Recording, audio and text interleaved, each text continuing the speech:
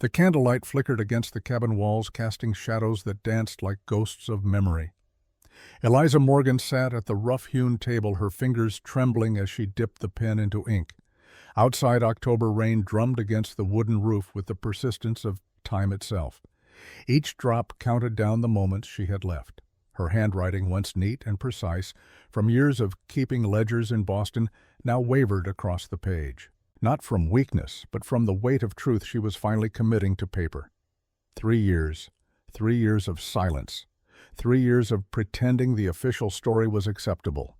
3 years of living with the lie that Thomas had died in a tragic accident. The ink pooled at the end of a sentence. She paused, listening to the night, the rain, the wind through the pines, and something else, something that made the hairs on her neck rise. Hoofbeats. Eliza's hand moved faster now, scrawling the final words of her confession. The tin box lay open beside her, already holding the carefully documented evidence she had gathered. Witness statements from other widows. Financial records showing patterns of intimidation. Property transfers that told the story of systematic theft disguised as business.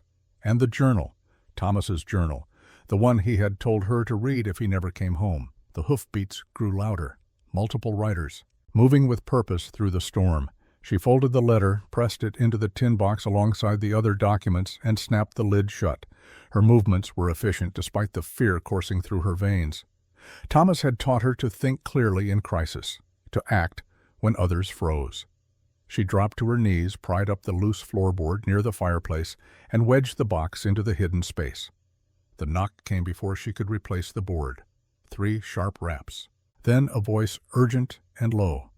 "Mrs. Morgan, open the door quickly." She recognized the voice. Owen Mercer, young deputy, one of Marshal Kane's men. The decent ones. She had written to Kane weeks ago, carefully detailing everything she knew about Silas Hollister's operations.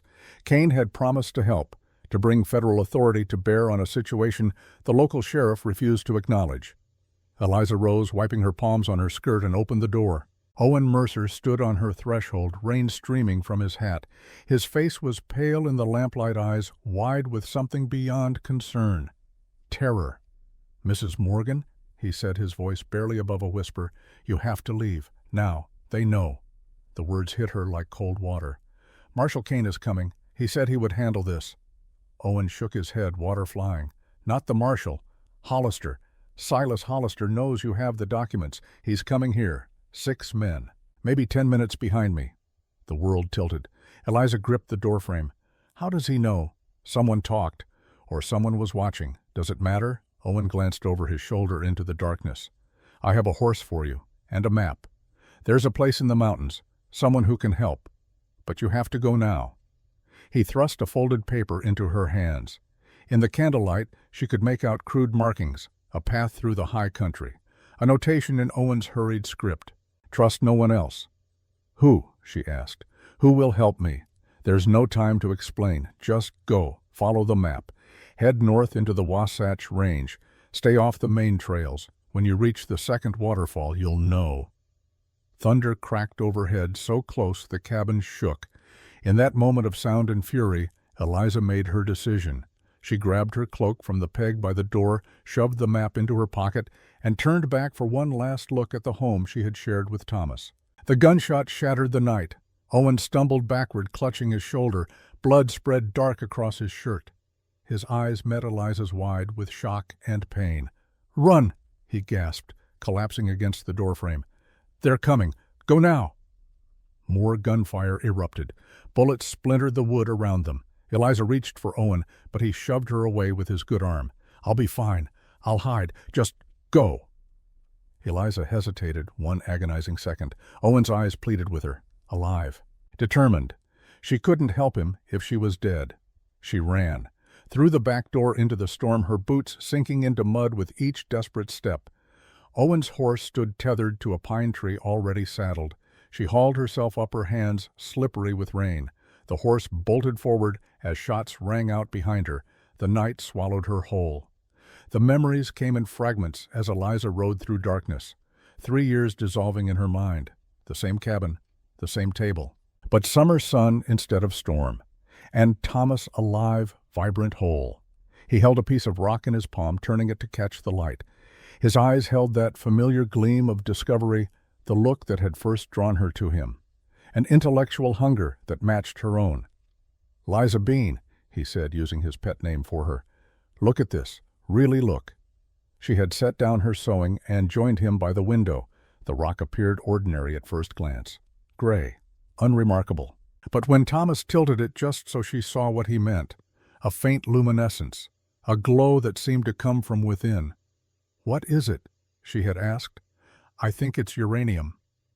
The word meant little to her then. She had laughed, touching his cheek. "You've been reading those scientific journals again. Next you'll tell me you've discovered a new element." But Thomas hadn't laughed. His face had gone serious in a way that made her smile fade. "Eliza, listen to me. There's something in my number 7, not silver. Something else, something valuable, maybe more valuable than gold, but also dangerous." He closed his fingers around the rock. "If anything happens to me, you need to know. You need to be ready." "Nothing's going to happen to you," she had said, the words automatic. The kind of reassurance married people gave each other, the kind that meant nothing when fate had already decided. Thomas had pulled a small leather journal from his pocket. Plain, unassuming. He pressed it into her hands. "Hide this," he said. "If I don't come home, read it. Everything you need to know is in there. The coordinates of the uranium vein. And something else. Something about your family that I discovered. Something you need to understand." Eliza had wanted to ask more, but Thomas was already heading for the door, already late for his shift at the mine. He paused on the threshold, backlit by summer sunshine. "I love you, Liza Bean," he said. She never saw him alive again. The sheriff had come at sunset, hat in hand, eyes unable to meet hers as he delivered the news. Collapse in Tunnel 7. Thomas Morgan crushed beneath tons of rock. No body recovered. "So sorry for your loss. These things happen in mining country." Eliza had stood perfectly still, listening to the sheriff's words. When he finished, she had said only one thing. "He told me he'd be home for supper."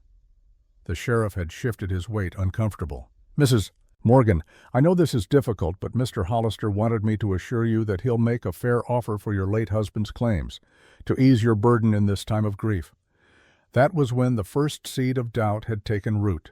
The timing, the convenience, the immediate offer from Silas Hollister to purchase the very mine where Thomas had died.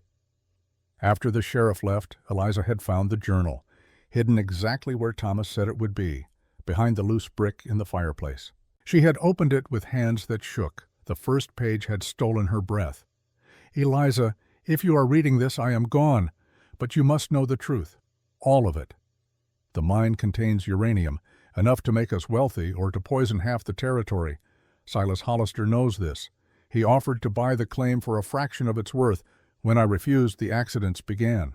But there is something else you must know. Something I discovered through my research into property records and old newspaper archives. Sit down before you read further. Silas Hollister is your father." The world had stopped. Eliza had read the sentence 3 times, certain she was misunderstanding. Her father had died when she was 5 years old, in Boston. Her mother had remarried, Richard Morgan, a good man who had brought them west, seeking opportunity. Richard had raised her. Richard had been the only father she knew. But Thomas had written more, much more. "Silas Hollister's real name is Samuel Cartwright. He was your mother's first husband. He abandoned the family when you were small, changed his name, became a hired gun, then a mine boss, then what he is now. A man who takes what he wants and destroys anyone who stands in his way. He knows who you are, Eliza, but you don't know who he is. That's his advantage. I have proof, birth certificates, marriage records, your mother's diary, which I found among her things after she passed. She never told you because she wanted to protect you from that past. If you're reading this, he has likely killed me as he killed others. Don't trust the local law. Don't trust anyone in Silver Hollow. Trust only Marshal Kane in Salt Lake City. And trust the Paiute healer named Taviva. She knows more than she says. She will help if you ask." The journal had fallen from Eliza's hands. Fallen. She had sat in that chair for hours as sunset turned to darkness, processing, understanding, realizing that her entire life had been built on carefully constructed lies. 3 years of investigation followed, quiet, methodical. Eliza learned to hide her knowledge behind a mask of acceptable grief. She attended church. She managed her modest household. She accepted the occasional dinner invitation from Silas Hollister himself, who played the part of concerned community elder to perfection. And she gathered evidence. Other widows told similar stories, husbands who refused to sell their claims, mysterious accidents, properties acquired for pennies by Hollister's growing empire. Eliza documented everything in careful script, names, dates, locations. She built her case like Thomas had taught her to solve problems, one piece at a time, until the pattern became undeniable. She wrote to Marshall Kane, sent the letter through a traveling merchant rather than the local post office, waited, and finally received a response. Kane was coming. He would investigate. Justice would be done. But someone had been watching. Someone had reported back to Hollister. And now Eliza rode through rain and darkness, a bullet wound burning in her shoulder, her horse stumbling on the treacherous mountain path. Behind her, the sounds of pursuit grew closer. Dogs barking, men shouting, torches creating pools of light in the storm. Another shot cracked the night. This time the horse screamed, stumbling, going down hard. Eliza flew forward, hitting the muddy ground with force that drove the air from her lungs. Pain exploded through her left leg as her ankle twisted beneath her. She tried to rise, couldn't. The horse thrashed once and was still. Darkness crept in at the edges of her vision. Through the rain she could see the torches coming closer, closer. Then the ground beneath her gave way. She fell into blackness absolute. Eliza woke to pain and the sound of water dripping, not rain. Something slower, more deliberate. The patient drip of water finding its way through stone over centuries. She tried to move and immediately regretted it. Her left leg screamed protest. Her shoulder throbbed where the bullet had grazed her. Every muscle felt bruised, battered. But she was alive. Her eyes adjusted slowly to the darkness, not complete darkness. Above her, perhaps 30 feet up, a narrow opening showed a sliver of night sky. Moonlight filtered through, pale and cold. Enough to see that she lay at the bottom of an abandoned mine shaft, enough to understand the depth of her predicament. The entrance had collapsed around her when she fell. Rocks and timber formed a nearly solid barrier above. Only that small gap remained. Too small for a person, just large enough to taunt her with the promise of air and light. Eliza took inventory. Her fingers found the crude splint she barely remembered fashioning from a piece of broken timber and strips torn from her petticoat. The leg was broken, she was certain. The bone hadn't pierced the skin, but the angle was wrong, the pain too specific. Worse was the bullet wound. Her exploring fingers came away wet, still bleeding, not heavily but steady. Without treatment, infection would claim her long before thirst or starvation. She thought of Thomas lying in some similar darkness, crushed, alone. Had he had time to think, to feel fear, or had it been mercifully quick? "Stop it," she told herself. "Stop, you're not dead yet." Thomas's voice came to her across 3 years of silence. His lessons from when they first arrived in mining country, when he still believed knowledge could protect them. If you're ever trapped underground, Liza Bean, remember 3 things. Don't panic. Find water. Make noise. Don't panic. Eliza forced herself to breathe slowly, counting each inhalation, each exhalation, grounding herself in the simple mechanics of survival. 1, 2, 3, 4, 5, still alive. 6, 7, 8, still breathing. Find water. She listened, past her own heartbeat, past the ringing in her ears. There. The drip she had heard when she woke. Somewhere to her left. She dragged herself toward it, using her good leg and her arms, leaving the broken leg to trail behind. Each movement was agony, each inch a victory. The water collected in a natural depression in the stone floor, barely a puddle. But when Eliza pressed her lips to the cold rock and licked, she tasted minerals and earth and life. Not much, not enough, but something. Make noise. But what noise would carry through 30 feet of rock and collapsed timber? Who would hear Hollister's men had been close behind when she fell? They would have heard the collapse. They would assume her dead. They would leave her here and report back to their master that the problem was solved. unless someone else was listening.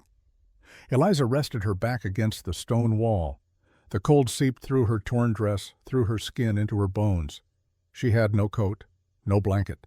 The temperature would drop as night deepened. She might survive the injuries only to die of exposure. She thought about giving up, about closing her eyes and letting the darkness take her. It would be easier than fighting the inevitable, easier than pain and cold and slow death. But something in her refused. The same stubbornness that had driven her through 3 years of investigation, the same determination that had made her gather evidence when everyone told her to accept Thomas's death and move on. She would not die in silence. She would not give Silas Hollister the satisfaction. Eliza filled her lungs and screamed. The sound echoed off the stone walls, bounced through the shaft, emerged from that tiny opening to the sky above. Once, twice, 3 times she screamed. Not words, just sound, pure, defiant, the voice of someone who refused to disappear quietly into the earth. Then she rested, conserving strength, listening. Nothing but dripping water and her own ragged breathing. She screamed again. A mile away, Nilnish stopped walking. The night was his element. He moved through the Wasatch Mountains with the easy confidence of someone born to this landscape. His people, the Paiute, had called these peaks home for countless generations before white men came with their mines and their claims and their hunger for what lay beneath the earth. Nilnish was tracking a wounded deer. 3 days of patient stalking. The animal was clever, staying to rocky ground where tracks were difficult to read, but Nilnish could read signs invisible to most. A disturbed stone here, a broken twig there. The story of the deer's passage written in language older than words. He had stopped because he smelled gunpowder.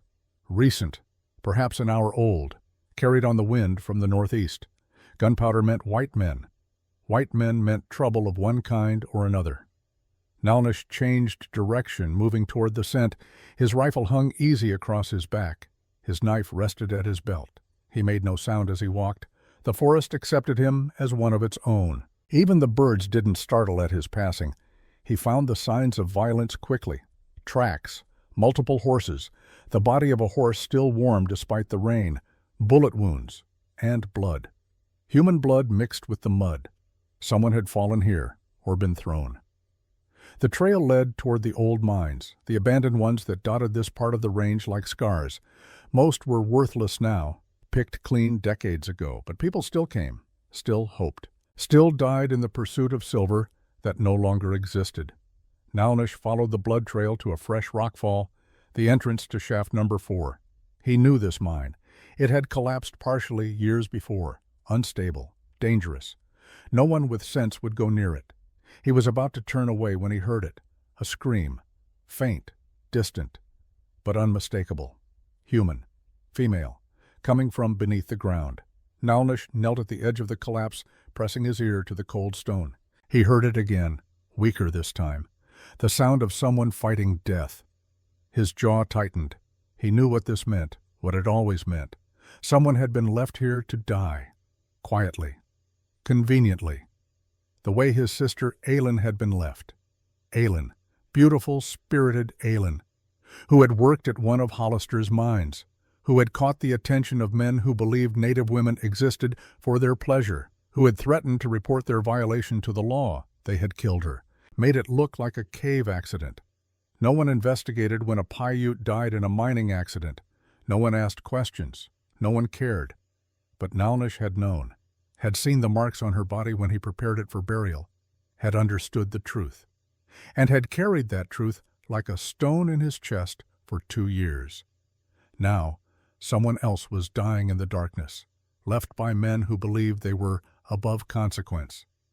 Nilnish set down his rifle and began to move rocks. The work was dangerous. Each stone removed could trigger another collapse, could bury the person below even deeper, could trap him as well. But his hands were skilled. His understanding of stone and weight and balance was instinctive. He worked methodically, patiently, creating a small opening, then wider, then wide enough. He worked through the night. As the eastern sky began to lighten from black to gray, he finally created a gap large enough to see through. Below in the pale dawn light, he saw her, a white woman, blonde hair matted with mud and blood, lying motionless against the far wall. At first he thought he was too late, that he had spent the night uncovering a corpse. Then she moved, just slightly, lifting her head with enormous effort, looking up at the sudden light with eyes the color of a summer sky. "Are you alive?" Nyalnish called down in English, his accent marking him as Paiute. No answer. Perhaps she couldn't speak. Perhaps she was too far gone. But then those blue eyes focused on him, and a voice, cracked and raw from screaming, rose from the pit. "Who are you?" Nyalnish felt something shift in his chest. This woman had survived the night, had screamed loud enough to be heard, had refused to die quietly. "Someone who will pull you out," he said, "if you want to live." The rescue took hours. Nyalnish had rope in his pack, good leather rope, strong and flexible, but the woman below was too weak to hold on, too injured to help herself. He would have to go down, risk them both being trapped. It was the only way. He lowered himself hand over hand, his feet finding purchase on the rough stone. When he reached the bottom, he saw her injuries clearly. The broken leg, the bullet wound, the cuts and bruises that marked her fall. But he also saw her eyes, clear despite the pain, watching him with intelligence and wariness. This was not a woman who had given up. "I'm going to tie this rope around you," he said. "It will hurt, but I'll pull you up. Can you bear it?" She nodded. "I can bear it." Her voice was stronger than he expected. Educated, Eastern. This was someone far from home, someone caught in circumstances she had not anticipated. Nyalnish worked quickly, the rope around her torso, secured with knots he had learned as a child. Then the slow climb up, using his weight on the rope to lift her. She didn't cry out, though he knew the pain must be terrible. Only bit her lip until it bled, holding her silence. When they finally reached the surface, she lay in the morning sun, eyes closed, breathing hard, but alive. "Thank you," she whispered. Nyalnish didn't respond immediately. He was examining her wounds. The leg would need setting properly. The bullet wound needed cleaning. Without treatment, she wouldn't last 3 days. "Why were you in the mine?" he asked. She opened her eyes. "They put me there, left me to die." "Who?" "Silas Hollister and his men." The name hit Nyalnish like a physical blow. His hand stilled. His expression, usually carefully neutral, hardened into something colder. Hollister. Always Hollister. The spider at the center of every web of suffering in this territory. "Then we have a common enemy," he said quietly. The woman studied his face. "You know him? I know what he is, what he takes, what he destroys." Nyalnish stood, making his decision. "Can you ride?" "I don't think so, but I'll try." "My camp is not far. My mother is there. She's a healer. She can help you." He paused. "If you trust me." The woman looked at him for a long moment. A white woman, injured and alone, being asked to trust a Paiute stranger in the wilderness. Every story she had heard since coming west probably warned against exactly this situation. But something in her eyes told Nyalnish she was not like most white people he had encountered. She was desperate, yes, but also calculating, weighing options, choosing the least terrible of bad choices. "What's your name?" she asked. "Nyalnish." "I'm Eliza Morgan." She paused. "My husband was killed in one of Hollister's mines 3 years ago. They said it was an accident." Understanding passed between them. Two people bound by loss, by the same predator. "It wasn't an accident," Nyalnish said. It wasn't a question. "No, it wasn't." He offered his hand. She took it, and he pulled her to her feet. As he supported her weight, helping her toward where his horse waited, Nyalnish reached into his pack. He pulled out something small, a piece of fabric embroidered with initials, TM. He held it out to her. "I found this 2 years ago, near mine number 7, after they finished cleaning up from an accident. An accident that killed a man named Thomas Morgan." Eliza's breath caught. Her hand trembled as she took the handkerchief. The one she had embroidered for Thomas as a wedding gift, the one he always carried. "You know where he died," her voice broke. "You know where they left him." Nyalnish nodded slowly. "I know where, and I know why. But first we need to keep you alive, because Hollister isn't finished with you." In the distance, carried on the morning breeze, came the sound of dogs barking, men calling to each other. the hunt continuing. Eliza looked at Nalnish. He looked back. No more words were needed. They both understood what came next. They had to run. Together. Two strangers bound by grief and fury. Two people who had lost everything to the same man. The sun climbed higher, burning off the morning mist. And deep in the Wasatch Mountains, an unlikely alliance was born from desperation and shared purpose. An alliance that would shake the foundations of Silver Hollow and force long-buried secrets into the merciless light of day. But first, they had to survive. The horse moved through dense timber with careful steps, picking its way along a path only Nalnish could see. Eliza sat in front of him, her body supported by his arms as he controlled the reins. Every jolt sent fresh waves of pain through her broken leg, but she bit down on the leather strap he had given her and made no sound. Behind them, the sounds of pursuit grew fainter, but never disappeared completely. The barking of dogs, the shouts of men coordinating their search. Hollister's men were systematic, thorough. They would not give up easily. "They have tracking dogs," Eliza said through gritted teeth. "They'll follow our scent." "Not where we're going," Nalnish replied. His voice was calm, almost conversational, despite the danger. "The dogs are good on open ground. In water, they are useless." He guided the horse down a steep embankment. Eliza gasped as the angle shifted, threatening to spill them both. But Nalnish's hands were steady on the reins, his body balanced with the instinct of someone who had ridden these mountains since childhood. They entered a stream. The water ran fast and cold, fed by snowmelt from higher elevations. The horse picked its way upstream, hooves finding purchase on smooth river stones. The current tugged at them, but Nalnish kept the animal moving with subtle pressure from his knees. "We'll stay in the water for 2 miles," he said, "then cut east through rocky ground. The dogs will lose the scent. The riders will have to guess which direction we took." Eliza nodded, conserving her strength. She had stopped trying to memorize the route. The pain and fever made concentration difficult. Instead, she focused on staying conscious, on not becoming more of a burden than she already was. The sun climbed higher. The stream widened, then narrowed, then split around a massive boulder worn smooth by centuries of water flow. Nalnish chose the left channel without hesitation. The trees grew thicker here, their branches meeting overhead to create a tunnel of green shadow. "How much farther?" Eliza asked. "To the stream's end, another hour, then to my mother's camp, perhaps 2 more. 3 hours. 3 hours of holding on, 3 hours of fighting the darkness that kept trying to pull her under. Eliza wasn't sure she had 3 hours left in her. As if sensing her thoughts, Nalnish shifted slightly, taking more of her weight against his chest. "Tell me about your husband," he said. "Thomas Morgan. What kind of man was he?" The question surprised her. Then she understood. He was trying to keep her conscious, engaged, alert. She had seen doctors do the same with patients hovering near shock. "He was curious," she said, her voice rough, "always asking questions, always wanting to understand how things worked. He read geology journals like other men read dime novels. That's how he found the uranium. Yes, he was mapping the mineral deposits in Mine 7, creating charts, testing samples. He said most miners just followed the silver veins without understanding the larger picture of what was beneath the earth." Nalnish was quiet for a moment, then, "Smart man, dangerous knowledge in this country." He knew the risks, but he thought if he documented everything properly, went through official channels, that the law would protect him. Eliza laughed bitterly. "I was the one from Boston. I was supposed to be naive about how things work out here, but Thomas believed in order, in systems, in the idea that truth and evidence mattered.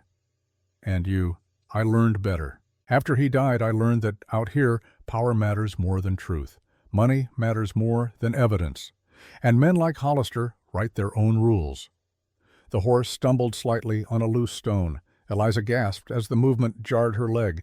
Nalnish steadied the animal with a quiet word in Paiute, then continued upstream. "My sister believed in justice too," he said after a while. "Aylin, she was 16. Beautiful. Kind.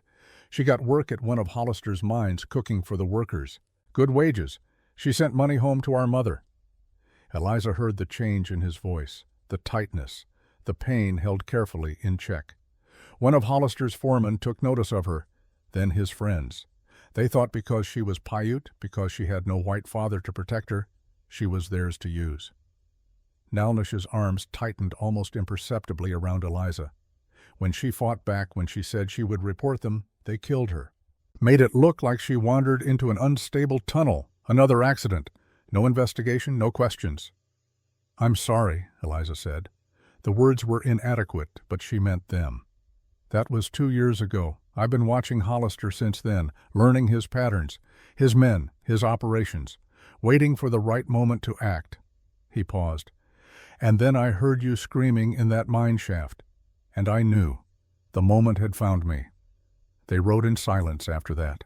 The only sounds were water rushing over stones, the horses breathing, and the distant calls of birds in the canopy above. Finally, Nalnish guided the horse up out of the stream and onto a rocky slope. The ground here was bare stone, scoured clean by winter avalanches. No tracks would show, no scent would linger for the dogs to follow. They climbed higher. Eliza's head swam with fever and exhaustion. She drifted in and out of consciousness, jerking awake each time her body threatened to slide from the saddle. "Not much farther," Nalnish said. "Stay with me." The landscape changed. Pine forests gave way to high mountain meadows dotted with late summer wildflowers. The air grew thinner, colder. Eliza could see snow on distant peaks gleaming white against blue sky. Then they crested a rise and the valley below came into view. Nestled among ancient pines stood a cluster of traditional Paiute structures, brush shelters and hide tents arranged in a loose circle around a central fire pit. But there was also a more permanent building, a cabin built from log smoke curling from its stone chimney. "Your mother lives here alone?" Eliza asked. "During the warm months. In winter she moves down to live with cousins on the reservation, but she prefers the high country when she can have it. This was our people's land before the treaties, before the mining companies." As they descended toward the camp, a figure emerged from the cabin. A woman, her long hair streaked with silver, dressed in a deerskin skirt and a cotton blouse decorated with intricate beadwork. She stood perfectly still, watching them approach, with eyes that missed nothing. "Your mother?" Eliza asked. "Taviva," Nalnish confirmed. "She'll help you, if you can trust her." The question hung between them. Could Eliza Morgan, raised in Boston society, trust her life to a Paiute healer in the wilderness? Did she have any choice? Taviva spoke as they drew near, her words in Paiute flowing quick and sharp. Nalnish answered in the same language, his tone deferential, a conversation between mother and son that Eliza couldn't follow, but she understood when Taviva's eyes settled on her. Dark eyes, penetrating, seeing through skin and bone to whatever lay beneath. The older woman stepped forward, reaching up to touch Eliza's forehead with cool fingers. She spoke again. Nalnish translated. "My mother says you're burning with fever. The infection is spreading. She needs 2 days to save you, maybe 3. "I don't have 3 days," Eliza said.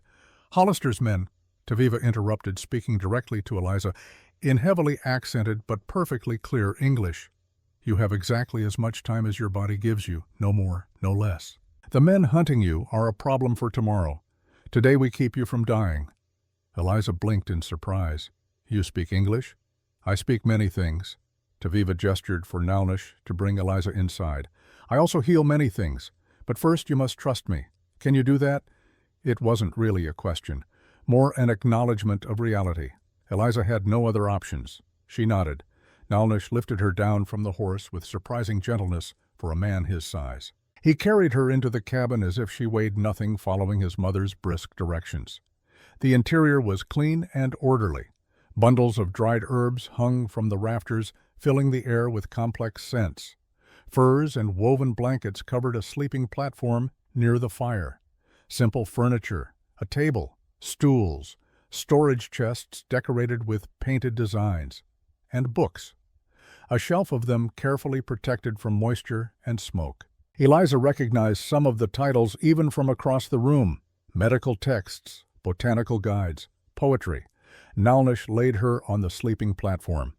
Taviva was already moving, gathering supplies, stoking the fire, heating water in a copper pot. Her movements were efficient, economical. The movements of someone who had done this countless times. "The bullet wound first," she said, more to herself than to them. "Then the leg. Then we see what else is broken." She turned to Nelnish, speaking in Paiute. He nodded and left the cabin. Taviva knelt beside Eliza, her weathered hands gentle as she began cutting away the torn, blood-crusted fabric of Eliza's dress. "This will hurt," she said simply, "but you know pain already. This is just more of what you've been carrying." She was right. The cleaning of the wound was agony, hot water infused with pine resin, herbs that burned and froze simultaneously. Taviva worked with absolute focus, removing debris, checking for fragments of fabric or lead. Her fingers probed deeper than seemed possible. Eliza bit down on the leather strap, her body rigid with the effort of not screaming. Tears streamed down her face, but she made no sound. "Good," Taviva said, her tone approving. "You're strong, stronger than you look. You'll need that strength for what comes next." She applied a thick poultice to the wound, its smell pungent and medicinal. Then she wrapped it with strips of clean cotton, her hands moving with practiced precision. Now the leg. Nelnish returned carrying wooden splints he had apparently been fashioning outside. Taviva examined Eliza's crude attempt at a splint, made a sound that might have been approval, then carefully removed it. What followed was worse than the bullet wound. Taviva's hands moved along the broken bone, feeling, assessing. Then, with Nelnish holding Eliza's shoulders, she pulled. Reset. The bone grinding back into proper alignment. This time Eliza did scream. A short, sharp sound that she cut off by sheer will. Her vision went white. When it cleared, she was gasping, her entire body shaking. "The worst is done," Taviva said. She secured the new splints with leather straps, testing the tension. "Now you drink." She pressed a wooden cup to Eliza's lips. The liquid inside was bitter earthy with an aftertaste like licorice. Eliza drank it all, too exhausted to resist.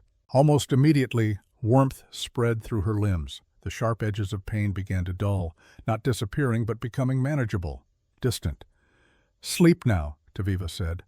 "When you wake, we'll talk. There are things you need to know." Eliza tried to fight the drowsiness pulling at her.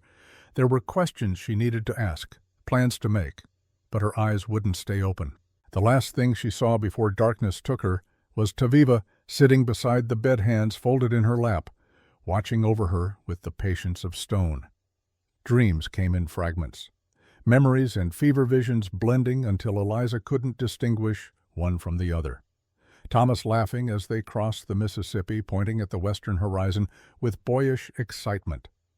The cabin in Silver Hollow on their first night, drafty and cold, but theirs. Thomas holding her as they stood on a ridge overlooking the valley, promising her a future built on solid ground. Then darker images. The sheriff at her door. Silas Hollister's false sympathy at the funeral. The slow accumulation of evidence that proved Thomas's death was anything but accidental. And new visions born of fever. A woman with silver-streaked hair singing in a language Eliza didn't understand. A man's hands gentle but firm, adjusting blankets. A voice speaking words that felt like comfort, even though their meaning was lost. She woke to afternoon light slanting through the cabin's single window. The fever had broken. She could feel it in the clarity of her thoughts, the steadiness of her breathing. Her shoulder ached with a deep, persistent throb. Her leg felt encased in iron. But she was alive, clear-headed, present. Taviva sat at the table grinding something in a stone mortar. She looked up immediately when Eliza stirred, as if she had been waiting for this moment. "Water?" the older woman asked. Eliza nodded. Her throat felt like sandpaper. Taviva brought a wooden cup, helped her sit up enough to drink.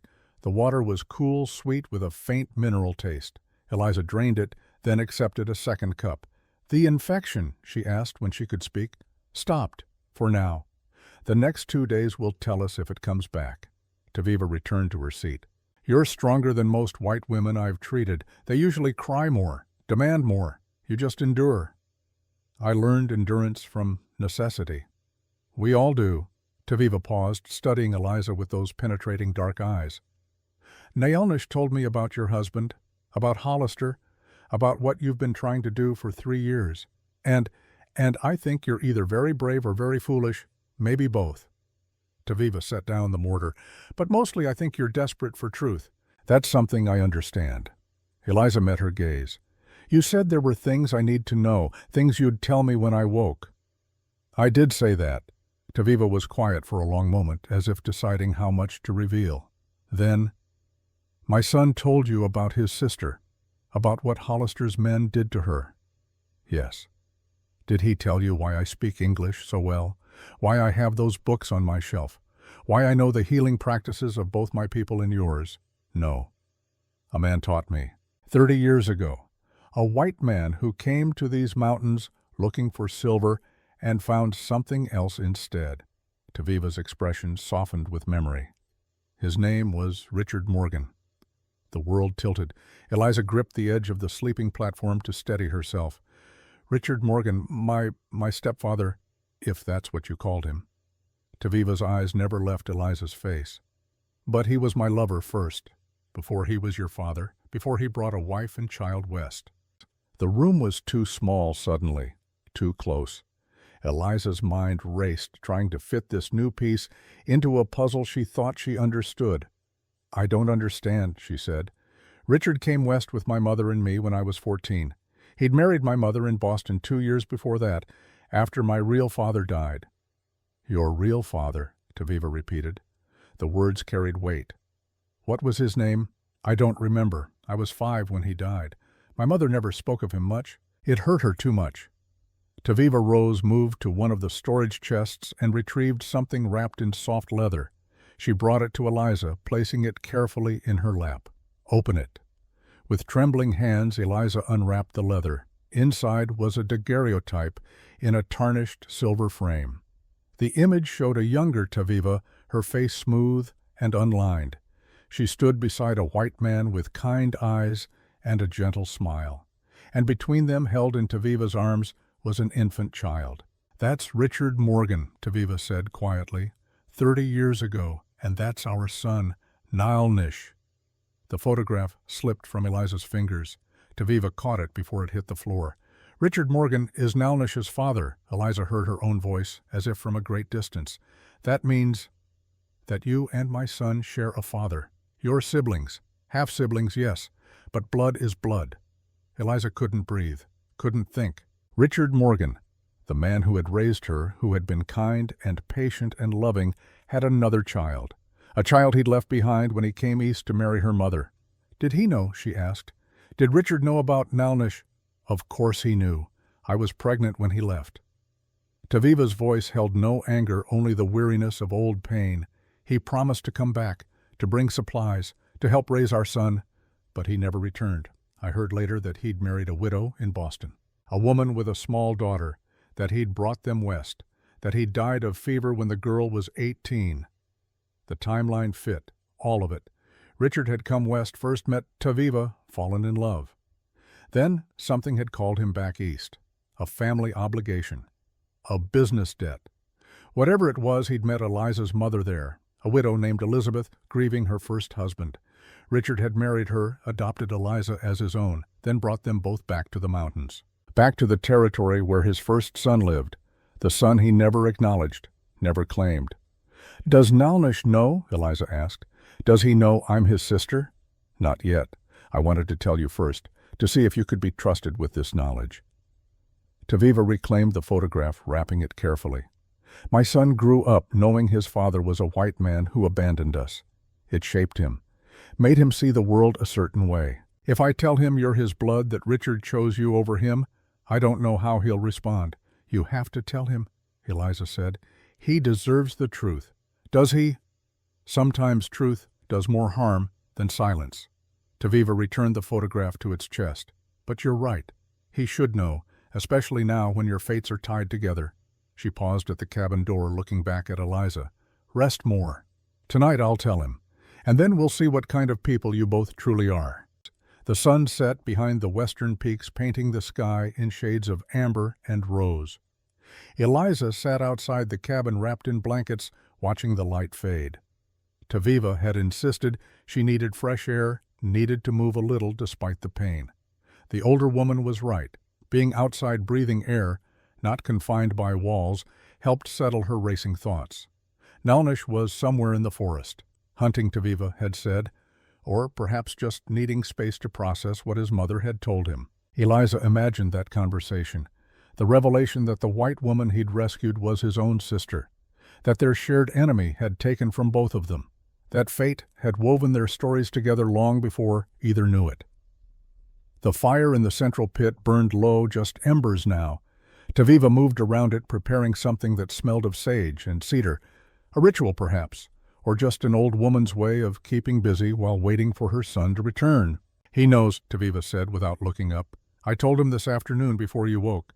And he went very quiet. Then he walked into the trees. He does that when he needs to think. Always has, even as a boy." Taviva added more herbs to whatever she was brewing. "He'll come back when he's ready. With Nalnish, you can't rush understanding. It comes in its own time." Eliza pulled the blankets tighter. The mountain air was cold now that the sun had set. "Do you hate me for being the child Richard chose?" "Hate you?" Taviva looked up, genuine surprise on her face. "Why would I hate you? You didn't choose to be born any more than Nalnish did. You didn't ask Richard to abandon his first son. Children are not responsible for the sins of their parents. But I had him. Had a father even if he wasn't my real father. Nalnish had nothing. Nalnish had me, had his people, had these mountains and the knowledge of his ancestors." Taviva stirred the pot. "And he had the truth. I never lied to him about his father, never prettied it up or made excuses. He knew from the time he could understand words that his father was a white man who couldn't face his own choices. That must have been hard for him. It was. But it made him strong, made him see clearly the way the world works out here, the way white law protects white property, the way justice is only for those who can afford it or enforce it." Taviva paused. "Your husband Thomas, he tried to use the law, tried to do things properly, and they killed him for it." "Yes." "My daughter Aylin, she tried to report what was done to her, thought because it happened in a white man's mine, white man's law would protect her. They killed her for it." "I know. Nalnish told me." "Then you understand why we do what we must do now. Not through law, not through proper channels. Those paths are closed to people like us." Taviva met Eliza's eyes across the fire. "We get justice the old way, by being smarter than our enemies, by being willing to do what they don't expect." Footsteps in the darkness. Both women turned. Nalnish emerged from the tree line, his face shadowed in the firelight. He stood at the edge of the clearing for a moment, as if uncertain whether to approach. Then he walked forward and sat down on the log bench beside Eliza, not too close, maintaining careful distance, but present. For a long time no one spoke. The fire crackled. An owl called from somewhere in the forest. The stars emerged one by one in the darkening sky. Finally, Nalnish broke the silence. "My mother told me," he said. His voice was carefully neutral. "About Richard Morgan. About you." "I didn't know," Eliza said. "I swear I didn't know he had another family, another child."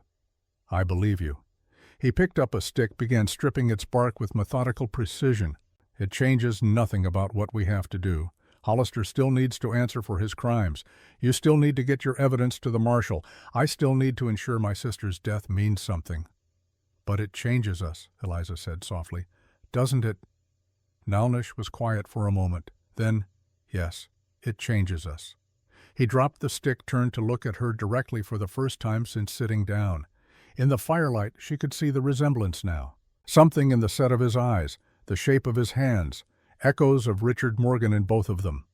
"I spent my whole life being the son he left behind," Nalnish said.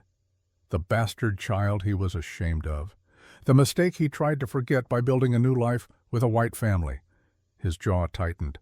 "I hated him for that, for choosing you over me." "I understand if you hate me too." "I don't hate you." He said it simply, matter-of-factly. "You were a child. Children don't choose their parents or their circumstances. My mother taught me that." He paused. "But I don't know what I feel. Sister, the word feels strange. We're strangers who share blood. What does that make us?" "I don't know," Eliza admitted. "But maybe we can figure it out. If we survive." "If we survive," Nalnish echoed. A hint of something that might have been a smile touched his lips. "Then yes, we'll figure it out." Taviva rose from her place by the fire, bringing them both wooden cups filled with the tea she'd been brewing. "Drink," she said. "It will help you sleep, and tomorrow we make plans." They drank in silence, the three of them. The tea was bitter but warming. Eliza felt exhaustion pulling at her again, the events of the day, the revelations, the emotional weight of it all pressing down. Before she could stop herself, she spoke the thought that had been circling in her mind. Richard left me a letter before he died. He said to forgive him. I never understood what he meant. Nalnish turned to her. He left me nothing, not even his name. I wish he'd been braver, Eliza said. I wish he'd told the truth. To both of us, to everyone. Wishing doesn't change the past. Nalnish stood, offering his hand to help Eliza up. But maybe we can change the future. Together. She took his hand, let him pull her to her feet. For a moment they stood there, two people connected by invisible threads of blood and loss and shared purpose. Strangers becoming something else. Not quite siblings, not yet, but not strangers anymore either. Come, Taviva said. Both of you need rest. Tomorrow begins the real work. Inside the cabin, Taviva had prepared two sleeping places, one on the platform where Eliza had been resting, another by the fire. Nalnish moved to the second without being told, settling onto the furs with the easy grace of someone accustomed to sleeping anywhere. Eliza laid down, her body aching but her mind clearer than it had been in days. Through the dim light, she could see Nalnish's profile against the glow of the hearth. Her brother, half-brother, the child Richard had abandoned, the man who had saved her life. Nalnish, she said quietly. Yes, thank you for pulling me out of that mine, for bringing me here, for trusting me enough to share your mother, your home. He was silent for a moment, then, your family now, whether we chose it or not, and family doesn't leave family to die in the dark. Eliza felt tears prick her eyes. She blinked them away, surprised by the sudden emotion. Family, she repeated. I like that. Sleep, sister, Nalnish said. The word was tentative testing, but it was there. Tomorrow we plan, the day after we act. As Eliza drifted toward sleep, she heard Taviva moving quietly around the cabin, banking the fire, checking supplies, humming something soft and wordless in her native tongue. A lullaby, perhaps, or a prayer. For the first time since Thomas died, Eliza felt something she'd almost forgotten. Not quite hope, not yet, but the possibility of it, the sense that she wasn't facing the darkness alone anymore. Morning brought crisp mountain air and the smell of pine smoke. Eliza woke to find Taviva already moving around the cabin, preparing a breakfast of cornmeal porridge and dried berries. Nalnish was outside, his voice low as he spoke to someone else.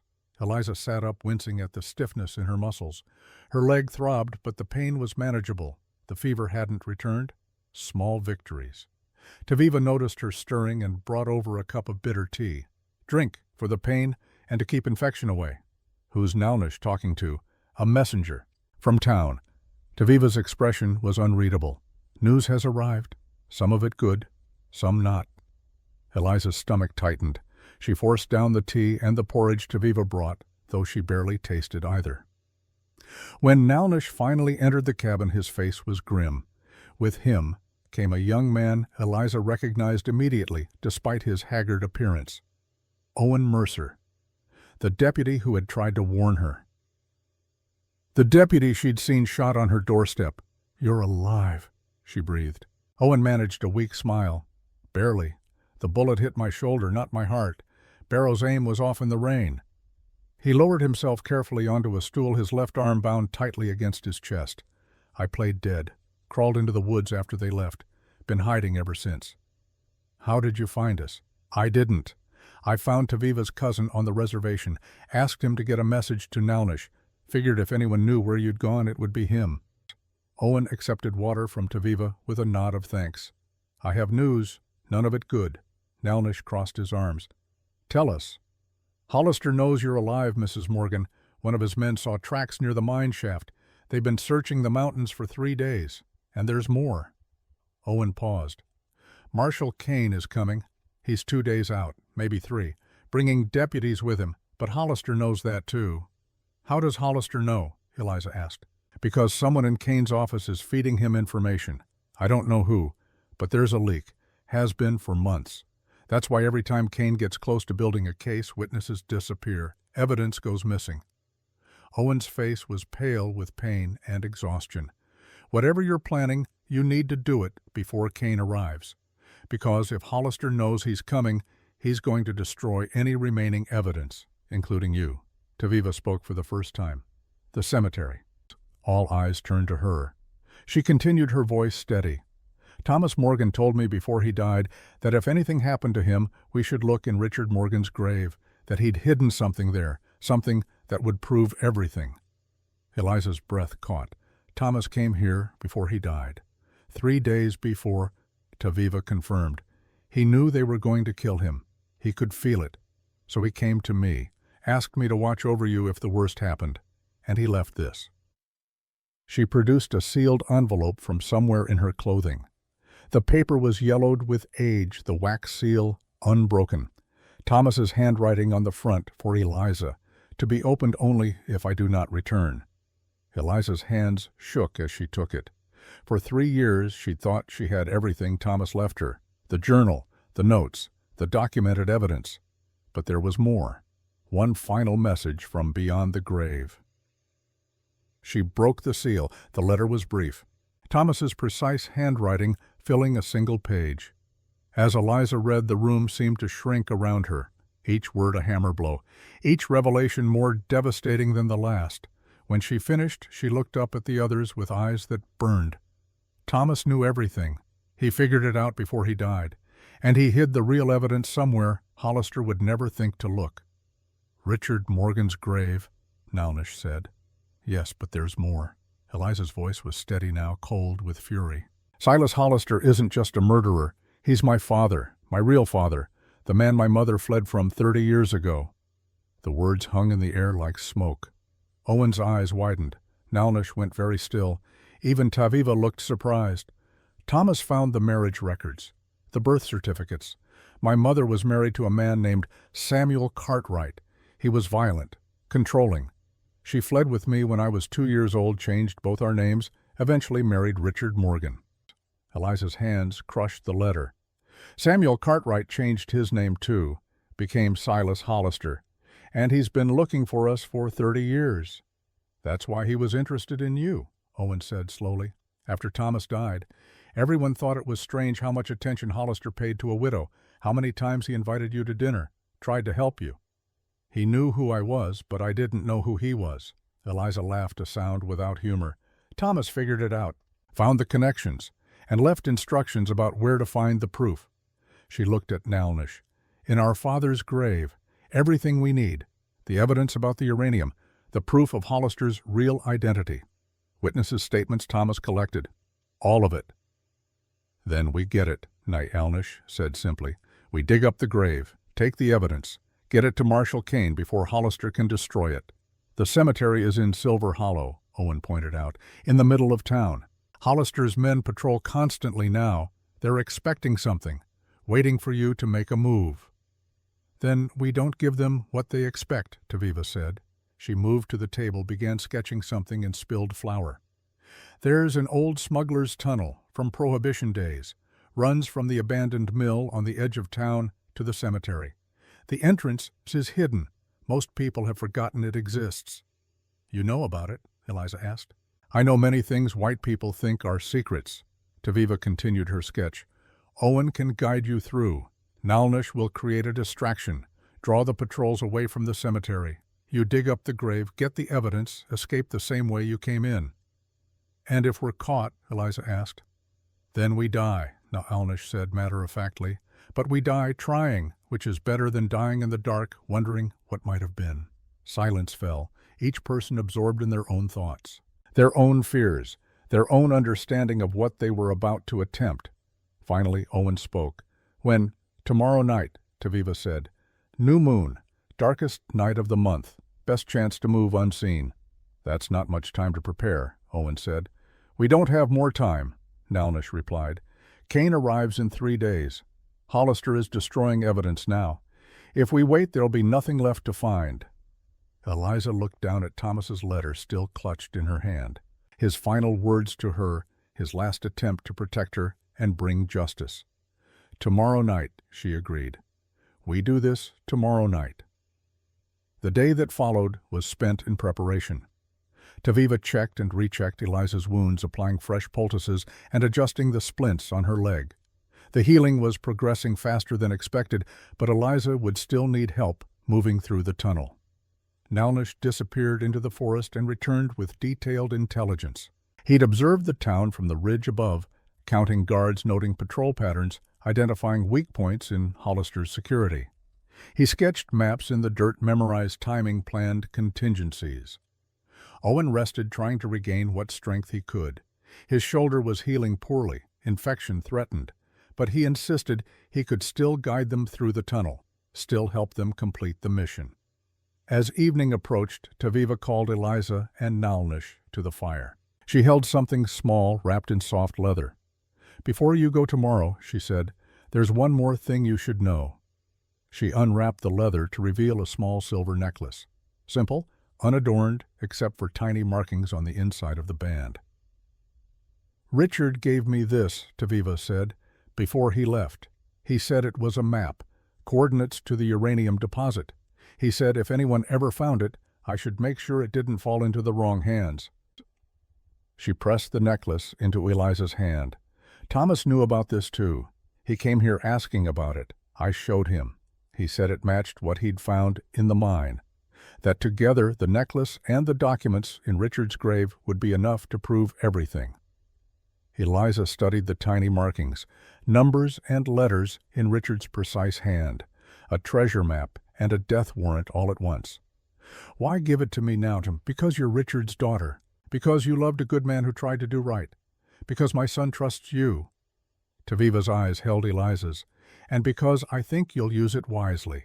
Better than Richard did. Better than many white men would." "Thank you," Eliza said. The word felt insufficient. That night none of them slept well. Eliza lay awake, listening to the sounds of the cabin, Nalnish's steady breathing by the fire, Owen's restless shifting as pain and fever troubled his sleep, Taviva's soft movements as she prepared medicines and supplies for the next day. Tomorrow they would risk everything. Tomorrow they would either emerge victorious or die trying. There was no middle ground, no safe path, only the choice to act or to surrender. Eliza thought of Thomas one last time before sleep finally claimed her. Imagined him working in the mine, discovering the truth, knowing what it would cost him. He could have run, could have taken the knowledge and fled west. Started over somewhere, Hollister would never find them, but he'd stayed. He'd documented. He'd hidden evidence and made plans and tried to ensure that justice would survive, even if he didn't. Now, it was her turn to honor that choice, to finish what he'd started, tomorrow. One way or another, tomorrow it would end. But hours before dawn, Eliza woke to urgent whispers. Nalnish and Owen speaking in hushed tones by the door. Something was wrong. She sat up. "What is it?" Owen turned, his face grim in the dim light of banked coals. "A writer just came, from my wife. She got a message through Taviva's people. And Hollister knows about the tunnel. Someone told him. He's got men waiting there, at both ends." Owen's voice was tight. "It's a trap. He knows we're coming." Eliza felt the world drop away. Their plan, their one chance, anticipated, countered before they even began. "Then we don't use the tunnel," Nalnish said. "We adapt to what he's got the cemetery surrounded. The whole town is locked down. There's no way in." Owen's frustration was palpable. "We're too late. He's won." "No," Eliza said. The word came out harder than she intended. "No, he hasn't won. Not yet." She threw off her blankets, testing her weight on the injured leg. It held. Barely. But it held. "If Hollister knows we're coming to the cemetery, that means he's pulled men from other areas, concentrated them there." She looked at Nalnish. Where would he be weakest? Understanding lit his eyes. "His mine offices, the main compound where he keeps his records." "Exactly. He's so focused on protecting the cemetery, on stopping us from getting what's in Richard's grave, that he's left his own evidence vulnerable." "But the grave," Owen protested. "Thomas said that's where the proof is." "Thomas left proof there, yes. But Hollister has been operating for 30 years, killing, stealing, bribing officials. He has to have records. Ledgers, something that documents it all. Men like him are meticulous. They keep track." Eliza's mind raced. What if we hit him where he doesn't expect? What if we take his own evidence instead? Taviva had woken during the conversation. She listened without speaking, then nodded slowly. The girl is right. Hollister is arrogant. He thinks we're predictable. He's wrong. It's more dangerous, Nalnish said. The mine offices are in the center of his compound. Guards, locks. And even if we get the evidence, we'd have to get it out. Get it to Kane. Kane is 2 days away, Owen said. Maybe less if he pushed hard. If we can steal Hollister's records and hold out for 2 days, Kane arrives with federal authority. Hollister can't fight that. Can't he? Eliza met their eyes one by one. Unless Kane's office is compromised, unless the leak Owen mentioned means that anything we give Kane gets reported back to Hollister before action can be taken. The silence that followed was heavy. They were circling around a terrible truth, that even the martial, even federal law might not be enough. That corruption ran deeper than any of them wanted to admit. Finally, Taviva spoke. Then we don't wait for Kane. We make Hollister face justice ourselves. You mean kill him, Owen said flatly. I mean make him answer for his crimes, in whatever form that answer takes. Taviva's face was hard in the firelight. He killed my daughter. He killed your husband. He's killed dozens, maybe hundreds. How many more will die while we wait for white man's law to maybe someday hold him accountable? Eliza looked down at Thomas's letter, still folded in her pocket, then at the silver necklace Taviva had given her. Evidence, proof, truth. But what good was truth if no one with power cared? What good was evidence if the system was designed to ignore it? There has to be another way, she said. But even as the words left her mouth, she knew she didn't believe them. Tomorrow night, Nayalnish said quietly, we go to the mine offices. We take everything we can find. And then we decide what comes next. No one argued. No one suggested a better plan. They simply began preparing for a different kind of raid, a more dangerous gamble, a choice that would define who they were and what they were willing to risk. As false dawn lightened the eastern sky, Eliza read Thomas's letter one more time, the part she hadn't shared with the others, the final paragraph.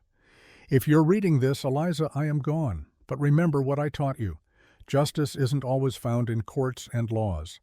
Sometimes justice is what we make of the tools we're given. Be smart, be brave, and trust that the people who help you are the family you need, even if they're not the family you expected. She folded the letter carefully and tucked it away. Then she began to prepare for what tomorrow would bring. Outside, the sun rose on their last day of preparation. Tomorrow night, everything would change. One way or another, the truth would come to light, and Silas Hollister would finally face the reckoning he'd evaded for 30 years. The night was moonless, exactly as Taviva had predicted.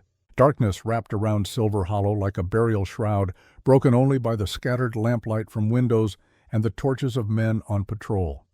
From their vantage point on the ridge above town, Eliza could see the pattern of Hollister's defenses. Guards circled the cemetery in pairs, more men stationed at the old mill where the tunnel entrance lay hidden. Hollister had committed his forces to protecting what he thought they would come for. He had left the mine offices nearly unguarded. Nalnish crouched beside her, his dark eyes reading the town's layout with the precision of a hunter studying prey. Owen was on her other side, his wounded shoulder strapped tight, his good hand resting on his revolver. The three of them had left Taviva's camp at sunset, moving through the forest with painstaking care. Every sound was a potential betrayal. Every shadow held danger. 6 guards at the cemetery, Nalnish murmured. 2 at the mill, 3 more patrolling Main Street. He pointed toward the mine compound at the edge of town.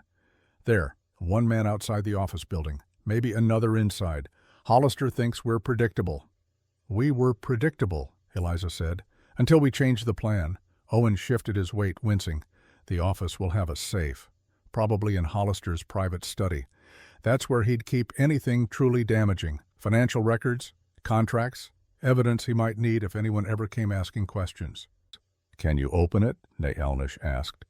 If it's a standard commercial safe, yes. My father was a locksmith, taught me the trade before I decided to wear a badge. Owen's smile was grim. Never thought those skills would make me a thief. You're not stealing, Eliza said. You're recovering evidence of crimes. There's a difference. Tell that to Hollister's lawyers if we get caught. Nalnish stood slinging his rifle across his back. We won't get caught. I'll make sure of that. He turned to Eliza. You understand the timing? She nodded. They had rehearsed this a dozen times during the day. Nalnish would create a diversion on the opposite side of town, drawing guards away from the mine compound. Eliza and Owen would enter the offices, find the safe, take what they could carry. 30 minutes, no more. Then they would retreat to the rendezvous point where Taviva waited with horses. Simple in theory, nearly impossible in practice. If something goes wrong, Nalnish said, his voice dropping lower, if you're trapped, don't wait for me. Take what you have and run. We're not leaving you behind, Eliza said. Yes, you will, because the evidence matters more than any one of us. Nalnish met her eyes. That's what Thomas understood. That's what my sister Aylin died believing. Justice is bigger than individual survival. He was right, and Eliza hated that he was right, but she nodded. 30 minutes, then we run. Nalnish touched her shoulder briefly, the gesture awkward but genuine, brother to sister. Then he melted into the darkness, moving down the slope toward the eastern edge of town where his diversion would begin. Eliza and Owen waited, counting heartbeats. The night air was cold against Eliza's face. Her leg ached where the bone was still knitting. Her shoulder throbbed with each breath. But Taviva's medicines dulled the worst of the pain, and desperation provided the rest of what she needed.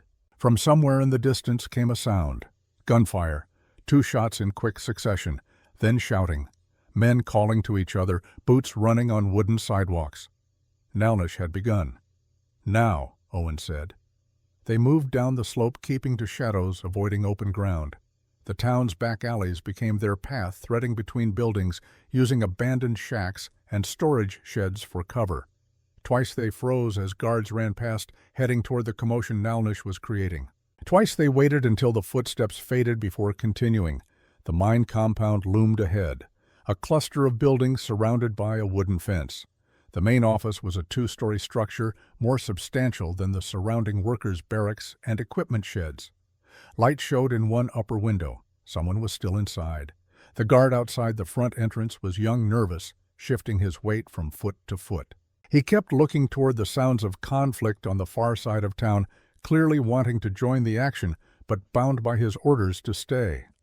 Owen touched Eliza's arm, pointed to a side entrance, half hidden behind stacked lumber. They circled wide, staying low, moving with agonizing slowness. Eliza's broken leg screamed with each step, but she bit down on the inside of her cheek and pushed through the pain. The side door was locked. Owen produced a thin piece of metal from his pocket, worked it into the mechanism with practiced ease. 10 seconds, 20. The lock clicked open. They slipped inside. The interior was dark, smelling of ink and paper and tobacco smoke. Eliza's eyes adjusted slowly, picking out shapes. A reception area with a clerk's desk. Beyond it, a hallway leading deeper into the building, stairs rising to the second floor where that light still burned. Owen pointed up. If Hollister's private study was anywhere, it would be on the upper level, where he could look down on his empire, where he could feel the weight of his power in every beam and nail. They climbed the stairs, testing each step for creaks. At the top, a hallway ran the length of the building, 3 doors all closed. Light showed beneath the middle one. Eliza's heart hammered. Someone was in there, working late, or waiting. Had they walked into another trap? Owen drew his revolver with his good hand, moved to the door, listened. No sound from within. He met Eliza's eyes, counted down with his fingers. 3, 2, 1. He pushed the door open. The room was empty. A lamp burned on the desk, turned low. Papers scattered across the surface. But no person. Whoever had been here had left recently, maybe seconds ago. The safe, Owen said, already moving to the large iron box built into the wall behind the desk. Help me look for the combination. Sometimes they write it down, hide it nearby. Eliza began searching. Desk drawers, books on shelves, under the blotter, behind picture frames. Her hands shook, making the work clumsy. Time was bleeding away. Nalnish could only create so much distraction. Eventually, Hollister's men would realize they'd been duped, would return to their posts, would find the side door unlocked. Here, Owen said. He'd found something taped to the underside of a desk drawer, a slip of paper with numbers in Hollister's angular handwriting. He's arrogant enough to keep it close. Owen worked the combination. The safe's tumblers clicked into place. The door swung open. Inside were ledgers, dozens of them, dating back years. Eliza pulled them out, flipping through pages. Every entry documented in meticulous detail. Bribes paid to local officials, intimidation tactics employed against rival mine owners, accidents arranged, deaths covered up, and names. So many names. People who had been silenced. People who had disappeared. People whose property Hollister had acquired through methods that made Eliza's stomach turn. "This is it," she breathed. "This is everything we need." "Then we take it and go," Owen said. He was already stuffing ledgers into a canvas bag they'd brought. "We can't carry them all. Choose the most damaging." Eliza selected quickly, the ledger documenting bribes to the local sheriff, the one showing property transfers under suspicious circumstances, the one with a list of names marked with a simple notation beside each resolved.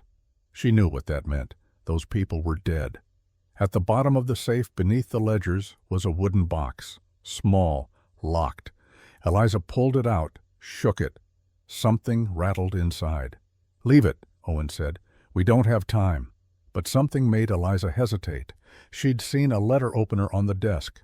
She grabbed it, used it to pry at the lock. The wood splintered. The box opened. Inside was a daguerreotype, old. The image faded with time. It showed a young woman with Eliza's eyes and a young man with Silas Hollister's sharp features. Between them, a small child, a girl perhaps 2 years old, Eliza's mother, Silas, and herself. Beneath the photograph was a bundle of letters tied with ribbon.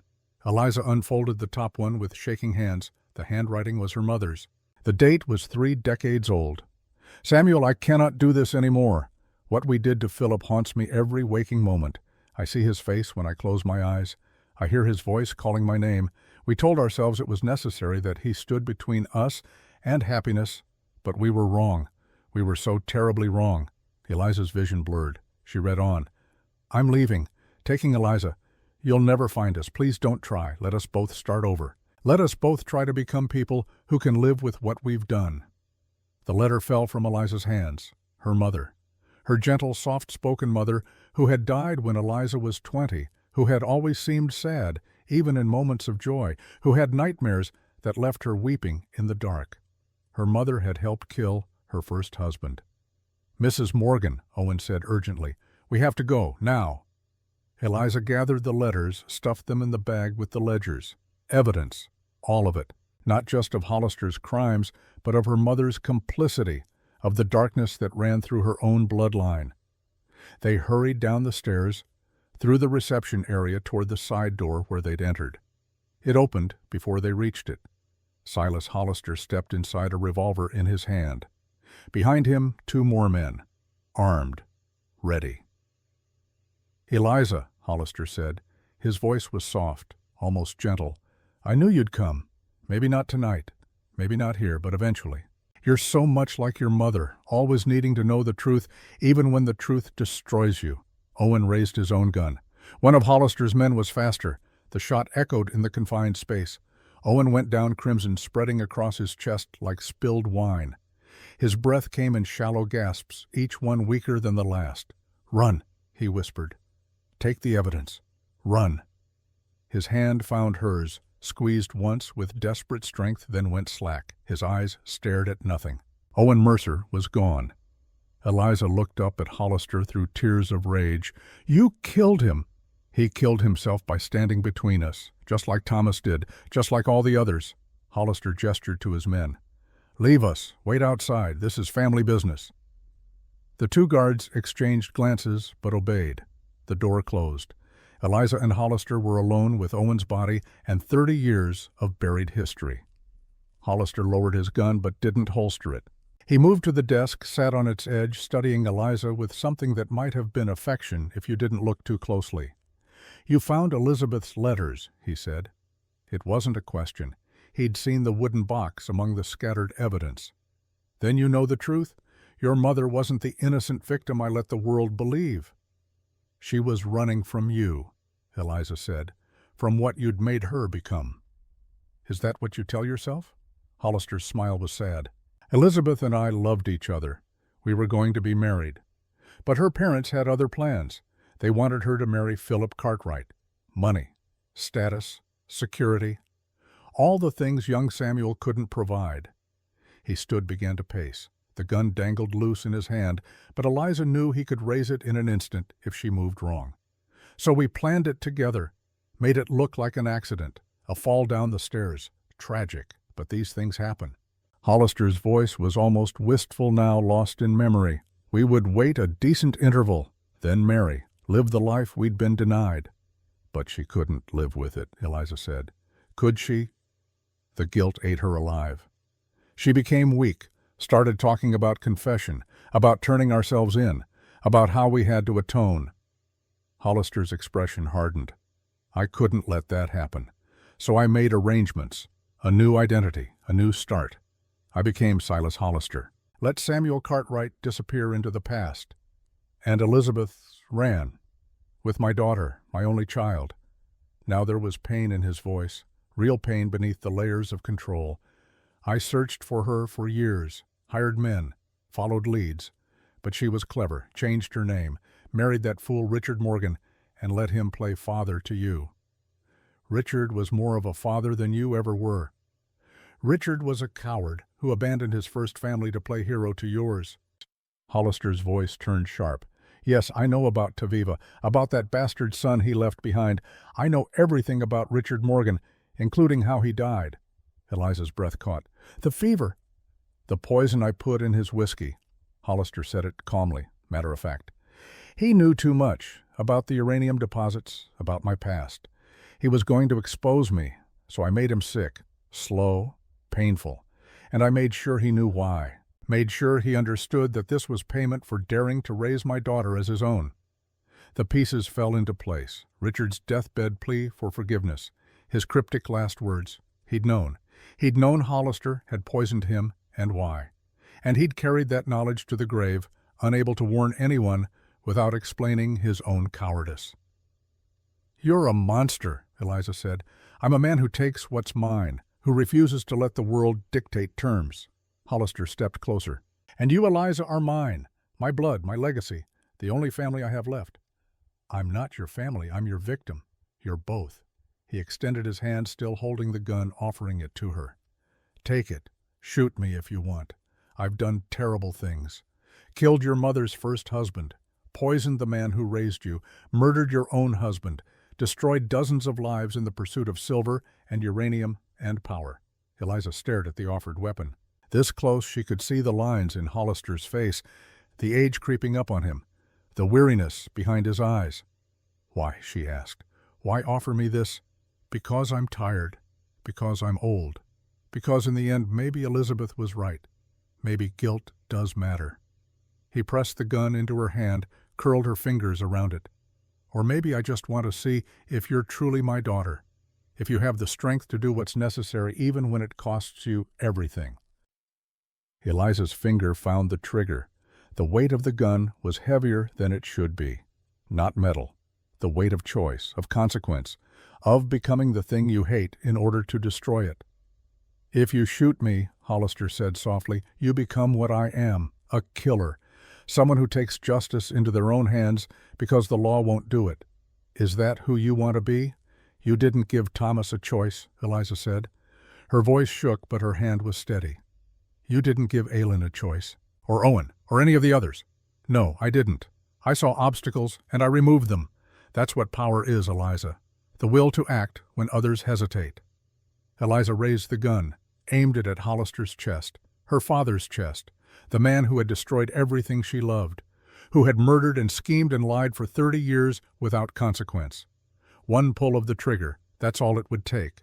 Justice, revenge, an end to the cycle of pain he'd created.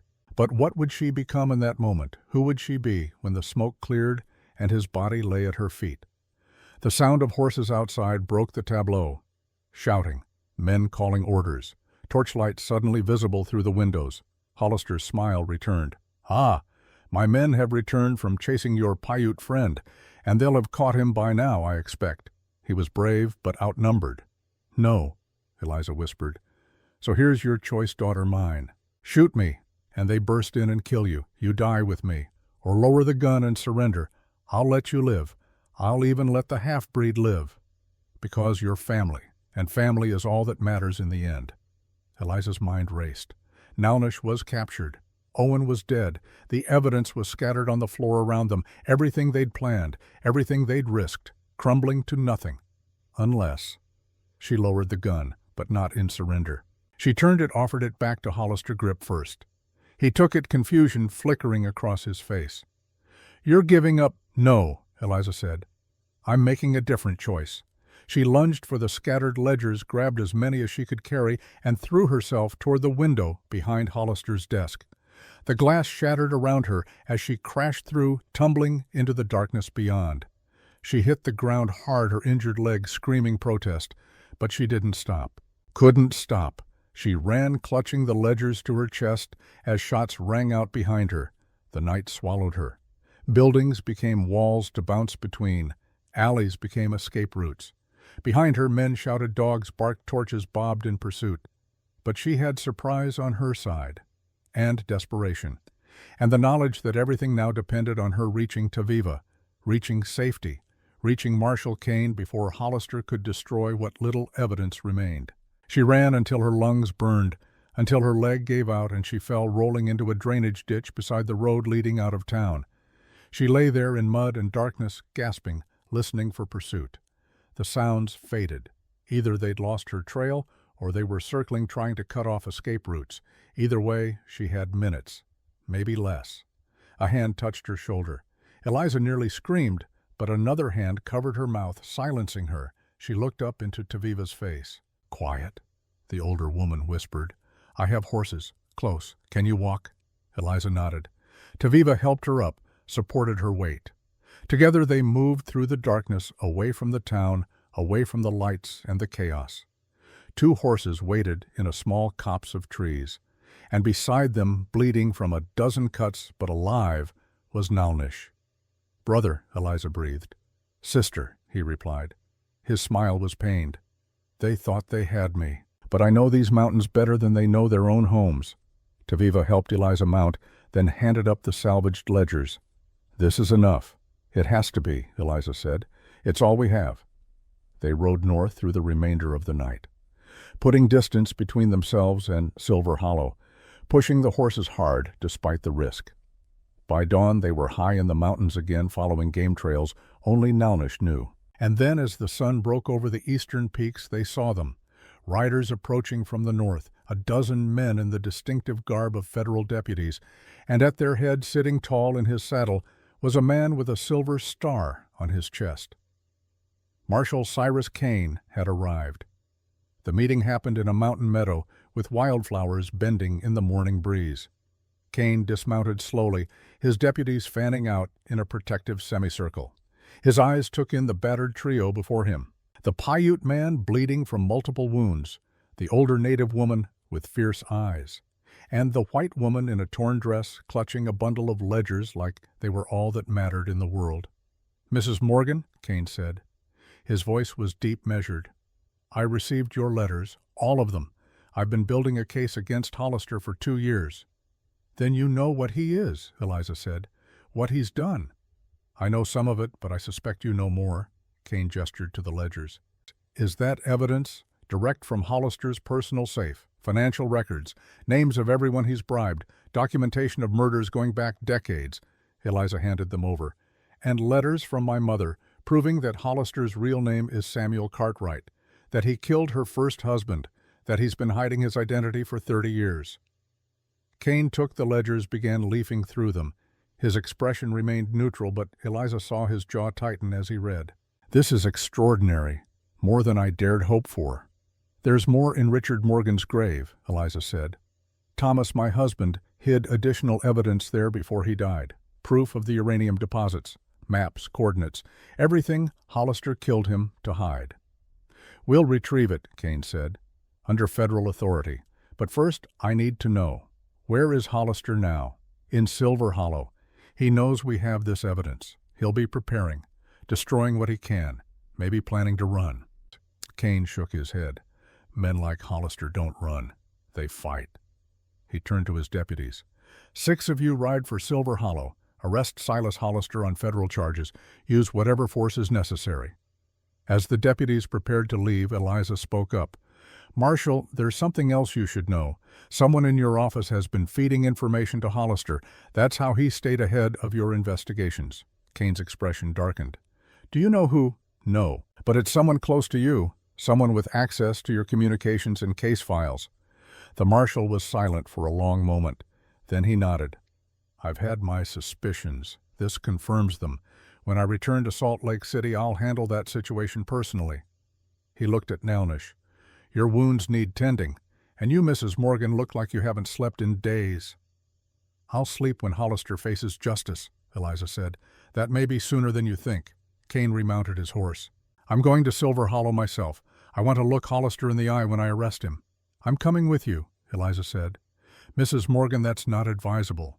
You're a witness. You should remain here where it's safe." "With respect, Marshal, I've been anything but safe for 3 years. I deserve to see this through to the end." Kane studied her. Then, surprisingly, he nodded. "Very well. But you stay back. No heroics. This is federal business now." They rode together, the strange company of federal lawmen, a battered widow, a wounded Paiute hunter, and a healer who had seen too much death. The sun climbed higher, burning off the morning mist. By the time they reached the ridge overlooking Silver Hollow, it was nearly noon. Smoke rose from the mine offices. Black smoke, the kind that came from burning paper. "He's destroying evidence," Kane said. "Ride hard." They thundered down into the town. Citizens scattered. Shopkeepers ducked inside their stores. Children were pulled from the streets. Everyone knew what federal deputies meant. Everyone understood that a reckoning had come. The mine offices were engulfed in flames. Hollister's men had piled furniture against the doors and set it ablaze. The ledgers, still inside the records that might have corroborated what Eliza carried, were being consumed. But Hollister himself stood in the middle of Main Street, alone, waiting. Kane reined in his horse. His deputies spread out rifles ready. But Hollister made no move for a weapon. He simply stood there, an old man in an expensive suit watching them with tired eyes. "Marshal Kane," he said. "I wondered when you'd arrive. And Mrs. Morgan, daughter, I see you survived the night." "Silas Hollister," Kane said formally. "You're under arrest for murder, conspiracy, bribery of federal officials, and fraud. You'll be taken to Salt Lake City to stand trial." "Will I?" Hollister's smile was slight. "On what evidence? I believe my records are currently being cleansed by fire. And the testimony of a widow driven mad with grief, a Paiute savage with a grudge, that won't hold up in court-martial. You know it won't." Kane dismounted, pulled the ledgers from his saddlebag. "We have your own handwriting documenting your crimes. We have letters proving your real identity. We have witnesses who can place you at the scenes of multiple murders. We have enough Hollister. It's over." For the first time, something flickered in Hollister's eyes. Uncertainty, perhaps fear. He looked at the ledgers, then at Eliza. "You really did it," he said. "You really brought me down. My own daughter." "I'm not your daughter," Eliza said. She dismounted despite Kane's warning gesture, walked forward until she stood face to face with the man who had destroyed her life. "I'm Elizabeth's daughter, and Thomas's widow, and justice served. That's who I am." Hollister was silent for a long moment. Then he did something unexpected. He laughed, a sound without humor. "You think this ends with my arrest? You think putting me in prison changes anything? The uranium is still there. The mine claims are still valid. Someone else will take over. Someone else will profit. The cycle continues." "Maybe," Eliza said, "but you won't, and that's enough for me." Kane stepped forward, pulling handcuffs from his belt. "Silas Hollister, extend your hands." Hollister looked at the cuffs, at Kane, at Eliza, at the deputies surrounding him with loaded weapons, at the town he'd controlled for so long, now silent and watching his fall. "No," he said quietly. His hand moved faster than should have been possible for a man his age. A derringer appeared from somewhere in his coat. A small gun, a desperate man's weapon. Kane's deputies raised their rifles. Shouts filled the air, but Hollister didn't point the gun at them. He pointed it at Eliza. "If I can't have my daughter," he said, "then no one can." The gunshot echoed off the surrounding buildings. But it wasn't Hollister's gun that fired. Nalnish, still mounted, had drawn and shot in one smooth motion. The bullet took Hollister in the shoulder. His arm spasmed. The derringer fell from his fingers. He collapsed to his knees in the dusty street. Kane moved fast, kicking the derringer away, securing Hollister's hands behind his back, even as blood flowed from the wound. His deputies rushed forward, surrounding them. Eliza stood frozen. She had been 1 second from death, 1 heartbeat from oblivion, and her brother, her half-brother, the man she'd known for only days, had saved her life. Nalnish dismounted, swaying slightly from blood loss and exhaustion. He met her eyes across the chaos. No words were needed. In that look was understanding, family, the bond of shared survival. Taviva appeared at his side, supporting him, already examining his wounds with practiced hands. "Foolish boy," she muttered, but her eyes were bright with tears. Kane hauled Hollister to his feet. The old man's face was gray with pain and shock. "Get him to the doctor," Kane ordered. "Patch him up. Then we transport him to Salt Lake City for trial." As deputies led Hollister away, he looked back at Eliza one last time. "You'll never be free of me," he said. "My blood runs in your veins. You can put me in prison, but you can't change what you are." "You're right," Eliza said. "I can't change my blood, but I can choose who I become. And I choose not to be you." Hollister said nothing more. They took him away. The street slowly began to fill again as townspeople emerged from their hiding places. Whispers rippled through the crowd. The mine boss arrested. The widow triumphant. The federal law finally making good on its promises. Kane approached Eliza, his expression a mix of respect and concern. "Mrs. Morgan, I'll need full statements from you and Nalnish, documentation of everything that's happened. But that can wait until tomorrow. For now you should rest." "I want to see the grave opened," Eliza said. "Richard Morgan's grave. Thomas hid evidence there. I need to see it recovered." Kane nodded. "Then we'll do it now. Together." The cemetery was on a hill overlooking Silver Hollow. Simple headstones marked simple lives, workers and shopkeepers, and the occasional child taken too soon. Richard Morgan's marker was near the back under a pine tree. The inscription was brief: "Beloved husband and father, 1815 to 1865. Kane's deputies did the digging. It didn't take long. The coffin was pine, partially rotted. When they pried it open, Eliza looked away. She didn't need to see what time had done to the man who'd raised her. But beneath the coffin, wrapped in oilcloth, was a metal box. Kane lifted it out, brushed away the dirt, and opened it. Inside were documents, maps, assay reports on the uranium deposits, witness statements Thomas had collected from miners who'd seen Hollister's methods firsthand, and a letter addressed to Eliza. She took it with shaking hands, opened it, read Thomas's familiar handwriting one last time. "My dearest Liza Bean, if you're reading this, I'm gone. But I've left you what you need to finish what I started. The uranium coordinates, the proof of Hollister's crimes, and the truth about your family. Use it wisely. Use it to build something better than what we had. I love you. I'm sorry I couldn't stay. But justice is bigger than any one life, even mine, even yours. Make it count. Make it matter, Thomas." Eliza folded the letter carefully, put it in her pocket next to her mother's letters. All the pieces of her broken history. All the truth she'd never wanted but needed. "This is everything," she said to Kane. "Everything you need to convict him." "And more," Kane agreed. He gestured to the uranium coordinates. "This deposit, if it's as substantial as these reports suggest, belongs to the federal government now. It will be managed properly, used for research and medicine, not sold to the highest bidder." "That's what Thomas wanted," Eliza said, "for it to be used for good." They rode back to Taviva's camp as the sun began its descent toward the western peaks. The mountains were golden in the late light, peaceful despite the violence they'd witnessed. Eliza felt hollowed out, empty. The driving purpose that had sustained her for 3 years was gone. Hollister arrested, evidence secured, justice served. Now what? That night around Taviva's fire, the 4 of them sat in silence. Nalnish's wounds had been cleaned and bandaged. Eliza's leg had been resplinted. They'd eaten sparingly, none of them having much appetite. Finally, Taviva spoke. "What will you do now, Eliza? Go back east?" "I don't know," Eliza admitted. "I don't have a home anymore.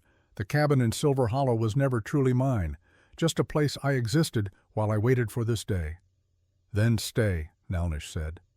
It was the first time he'd spoken since the shooting. "Not here, but nearby, in the mountains, where people know your name and what you did, where you have family." Family. The word still felt strange, but also right. She looked at Nalnish, her brother, at Taviva, the woman who'd saved her life, at the mountains stretching away in all directions, wild and beautiful and dangerous. "I don't know how to live in these mountains," she said. "I'm a city girl, Boston born and bred." "You survived 3 years in a mining town," Taviva said. "You investigated a murderer while pretending to be a helpless widow. You were thrown down a mine shaft and climbed back out. You walked on a broken leg to steal evidence from a killer. I think you can learn to live in the mountains." Eliza smiled despite herself. "When you put it that way." "Stay," Nalnish said again. "Help us build something. A clinic, maybe, using your knowledge and my mother's, serving both white and Paiute, bridging the divide." "You think that's possible?" Eliza asked. "I think if anyone can do it, it's you," he replied. "You've already done the impossible. Everything else is just details." 6 months later, Eliza stood in front of a newly built cabin, larger than her old home in Silver Hollow, sturdy, built by hands both white and Paiute, a community effort. A sign hung over the door, Morgan Nalnish Clinic, healing for all people. Inside, Taviva was teaching her the properties of mountain herbs, which ones stopped bleeding, which ones fought infection, which ones eased pain or brought sleep. Eliza absorbed the knowledge, hungrily combining it with what her father had taught her of Boston medicine, creating something new from 2 traditions. Nalnish ran the clinic's practical side. He hunted to provide food for patients too poor to pay. He built relationships with both the white towns and the Paiute settlements, creating a network of trust that allowed people to seek help without fear. The trial of Silas Hollister had been brief and decisive. Faced with overwhelming evidence, he'd been convicted on 12 counts of murder and sentenced to life imprisonment. He'd died in his cell 3 months later. Heart failure, or perhaps just the weight of all he'd done, finally crushing him. Eliza had not attended the trial, had not wanted to see him again. The letters from her mother she'd burned, unable to live with the knowledge of that particular darkness. Some truths were better buried. The uranium deposit had been seized by the federal government. Marshal Kane had personally ensured it would be used for medical research, not weapons or profit. Thomas's dream realized even if he wasn't alive to see it. Now Eliza walked through her clinic checking on patients. A miner with a broken arm, a Paiute child with fever, a woman in labor attended by both Taviva and Eliza, bringing new life into a world that had seen too much death. As the sun set, Eliza stepped outside. The mountains were purple and gold in the fading light. Somewhere in those peaks Thomas was buried, and Richard, and all the others who'd fallen to Hollister's greed. But here in this clinic, in this work, they lived on. Their dreams of justice, their hope for something better, their belief that truth mattered. Nalnish joined her, silent as always. They stood together, brother and sister, watching the day end and the stars emerge. "Do you ever regret it?" he asked. "Staying here instead of going back east?"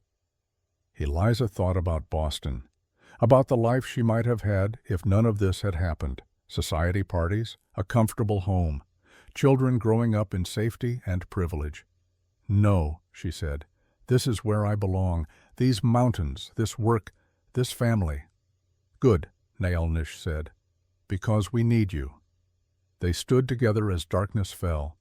2 people who'd found each other in the worst circumstances, who'd built something meaningful from tragedy, who'd learned that justice, real justice, wasn't just about punishment. It was about healing, about building, about choosing to be better than those who'd hurt you. In the cabin behind them, a baby's cry announced a successful birth. Taviva's voice calling for clean water, the eternal work of bringing life and hope into the world. Eliza turned from the mountains and went back inside. There was work to do. There would always be work to do. But for the first time since Thomas died, she felt something she'd thought was lost forever. Purpose, peace, and the quiet certainty that she was exactly where she was meant to be. The silver vein that had caused so much death would now fund healing. The evidence buried in graves had brought justice. And the family forged in darkness now walked in light. It wasn't the ending Eliza had imagined 3 years ago, but it was the ending she needed. And sometimes that was enough. The end.